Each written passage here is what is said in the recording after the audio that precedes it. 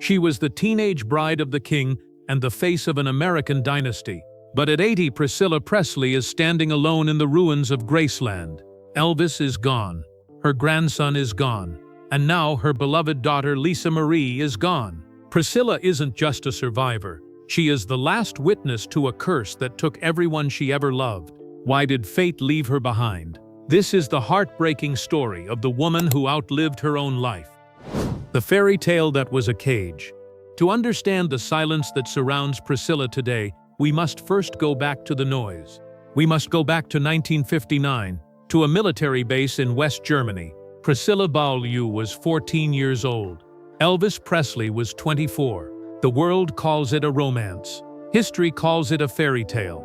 But looking back through the lens of 80 years, it looks more like a capture. She was a child plucked from obscurity and placed into a golden cage. When she moved to Graceland, she wasn't just entering a home, she was entering a different dimension, a dimension where reality was suspended, and the only sun in the sky was Elvis. In her recent memoirs, Priscilla describes a life that would shock modern women. She was what we would now call a trad wife, but on a scale that defies comprehension. She wasn't just a wife, she was a curator. She curated the house. She curated her appearance. She curated his mood. Even though they had staff, even though they had maids and cooks, Priscilla admits she made the bed herself. She tidied the rooms. She wanted to be part of the service. She never appeared before him without makeup. She never wore clothes he didn't like. She lived her life entirely in reflection of him. Hollywood sells us this image as the ultimate love. They tell us that being chosen by a king is the greatest victory a woman can achieve. But they don't tell us the cost. The cost was her voice. The cost was her youth. She spent her teenage years living in the dark, waiting for him to wake up at 4 p.m. She lived in a world of velvet curtains and thick carpets, designed to keep the sunlight out. She was the doll in the dollhouse. But unlike a doll, she had a heart that was beating and a mind that was growing. When she finally left him in 1972, it wasn't because she stopped loving him. It was because she needed to find out if she existed. She famously said, "I didn't divorce him because I didn't love him. He was the love of my life, but I had to find out about the world." She walked away from the king. She thought that was the hardest thing she would ever have to do. She thought that leaving Elvis was the tragedy. She didn't know that the real tragedy hadn't even started yet. She didn't know that the shadow of Graceland would follow her for the next 50 years, claiming the souls of the people she created. The weight of the crown. When Elvis died in 1977, the world mourned a singer. Priscilla mourned a part of herself, but she didn't have the luxury of collapsing. She had a daughter, Lisa Marie. She had a legacy to protect. Graceland was bleeding money. The accountants told her to sell it. They told her the estate was bankrupt. Imagine the pressure. A young woman dismissed by the industry as just the ex-wife, standing up to a room full of lawyers and saying, no. She refused to let them sell his home. She refused to let them erase him. She opened Graceland to the public. She turned a foreclosure into a fortune. She saved the king's legacy. But while she was saving the estate, she was fighting a losing battle to save her family from the weight of that legacy. Being a Presley is not a gift. It is a burden. It is a magnifying glass that burns everything underneath it. Lisa Marie grew up in that heat. She was the princess, the only child. Priscilla tried to protect her. She tried to give her discipline. She admits in her interviews that she was the bad cop. She was the strict one. Elvis was the one who gave gifts. Priscilla was the one who gave rules. She knew that if she didn't ground Lisa, the fame would blow her away like a leaf in a hurricane. But how do you ground a child who owns the ground she walks on? Lisa Marie was a toughie. That's what Priscilla calls her. She was strong-willed. She was fierce. She ruled the house from the time she was a toddler. But strength is often a mask for fragility. Priscilla watched her daughter struggle. She watched her seek love in difficult men. Michael Jackson, Nicolas Cage. Priscilla saw the patterns repeating. She saw the hunger for connection that fame makes impossible to satisfy. She saw Michael Jackson, the king of pop, marrying her daughter, the daughter of the king of rock and roll. To the world, it was a spectacle. To Priscilla, it was a red flag. She suspected he was using her. She suspected he wanted a link to Elvis, not a link to Lisa. She watched her daughter's heart break over and over again. And through it all, Priscilla stood by, the silent matriarch, the fixer. She thought that if she just held on tight enough, she could keep them all safe. She thought she could outsmart the Elvis curse, the curse of early death and addiction that seemed to run in the blood. But you cannot outsmart fate. And fate came for the family in 2020, with a cruelty that no one saw coming. The first blow. July 12, 2020, the day the silence in Calabasas became permanent. Benjamin Keough, Lisa Marie's son, Priscilla's grandson, took his own life. He was 27 years old.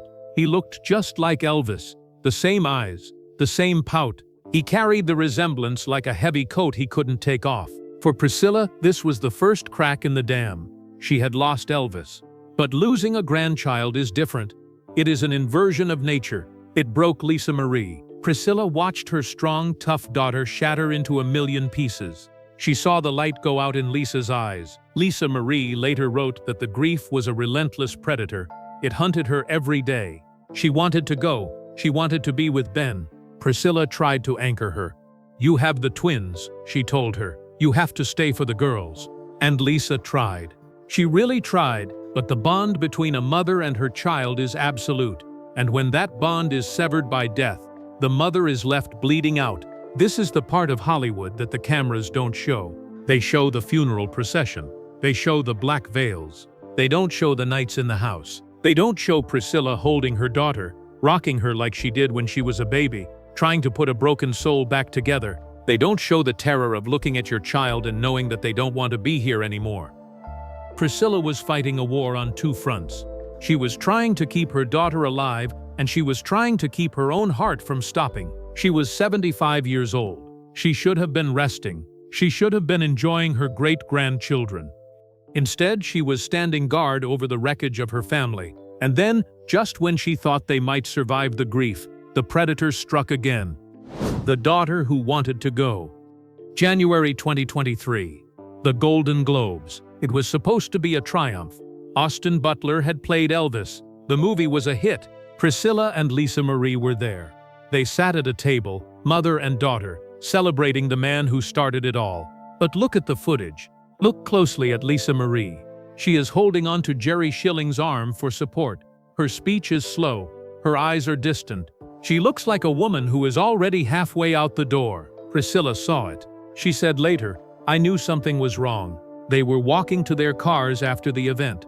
They were supposed to go for a drink, a celebration between mother and daughter. But Lisa stopped. "Mom," she said, "my stomach hurts." She held her stomach.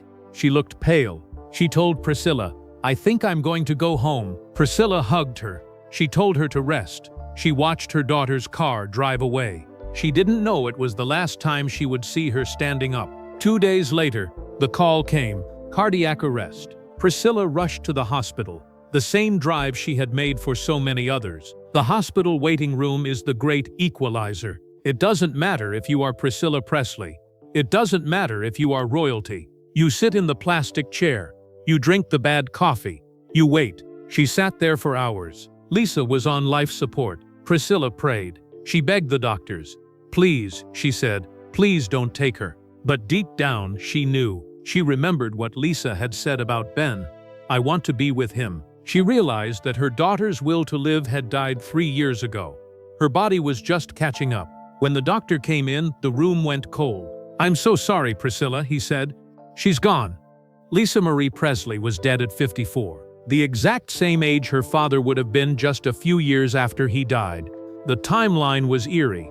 The curse was real. Priscilla walked into the room to say goodbye.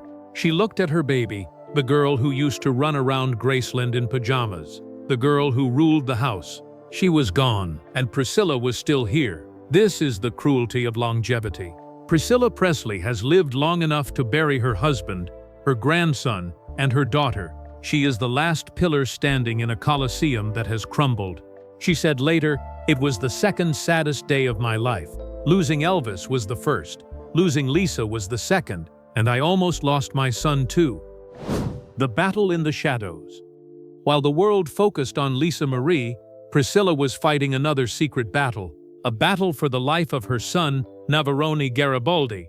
Navarone is her son with Marco Garibaldi, born after Elvis.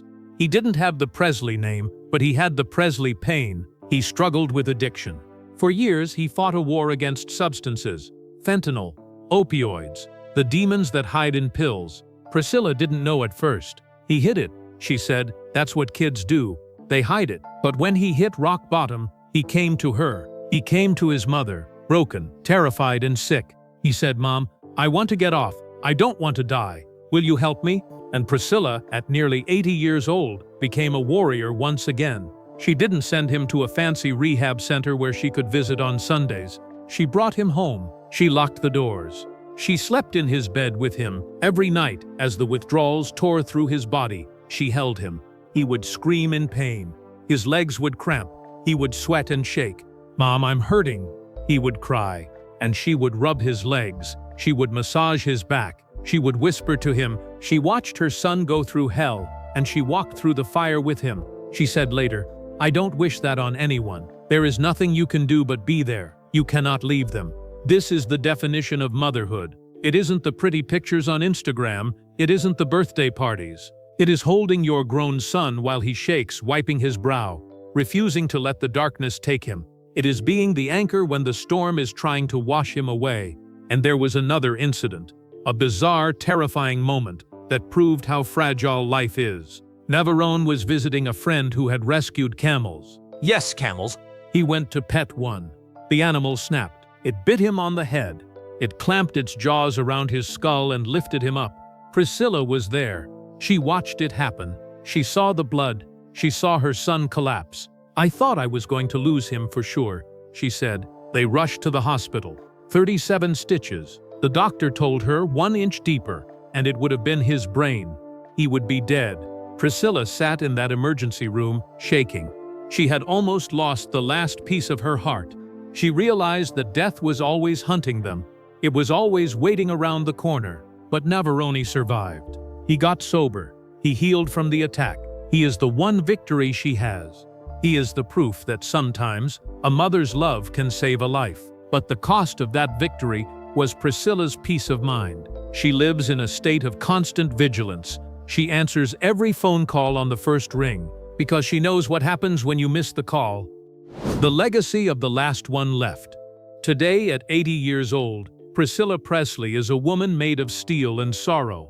She lives in her home in Beverly Hills. She travels, she works. She says she feels 25 inside. She drives her own car. She keeps busy.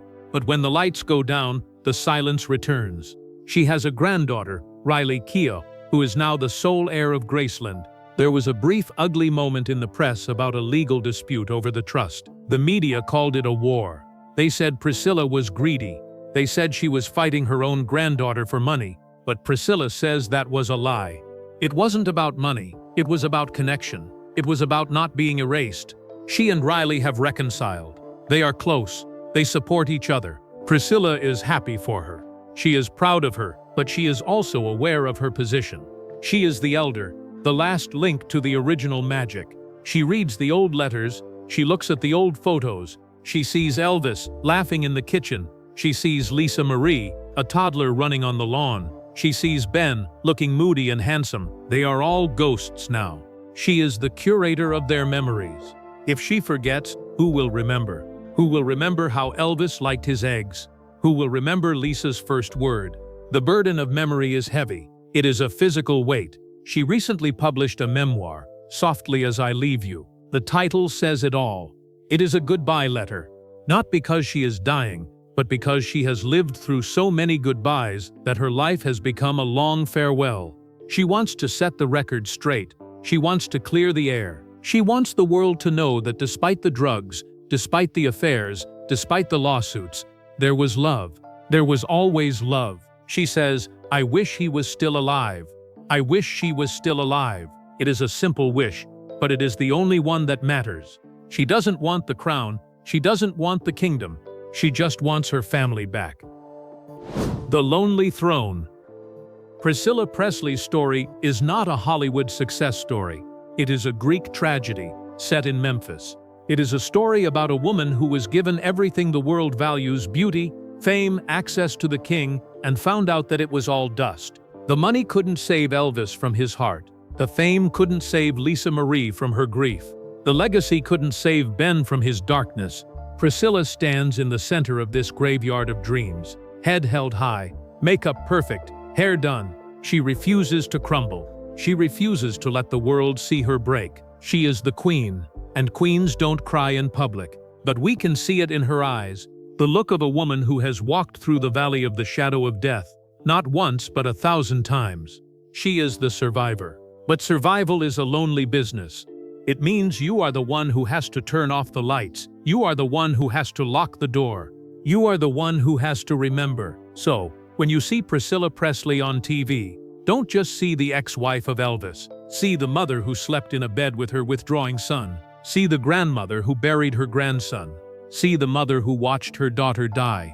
See the woman who is still standing, despite the universe trying to knock her down. What do you think? Is the Elvis curse real? And do you admire Priscilla for her strength, or do you feel her life is a cautionary tale about the price of fame? Let us know in the comments below. This is The Seventh Lens. We honor the survivors, the keepers of the flame, and the ones who carry the weight of memory. Thank you for watching.